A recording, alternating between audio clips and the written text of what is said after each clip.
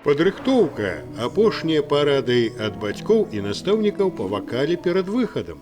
Твоя мова лагодная, мама, мама.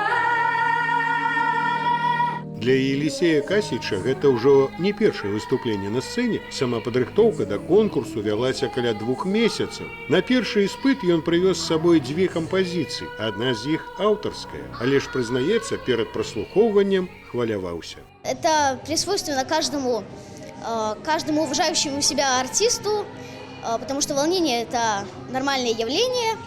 Но потом, когда я вышел, все сомнения спали, потому что я увидел хороший зал и хорошую публику. О том, что мальчик приехал к бабушке на летние каникулы, и там он любит поотдыхать. Усяго на праслухоўванні ў сталіцы каля 30 прадстаўнікоў. У першым рэгіянальным адборы ўдзельнікі як дзеці, так і дарослыя. На удивление, в том числе вот жюри было удивлено, что вот достаточно более сильны были ребята.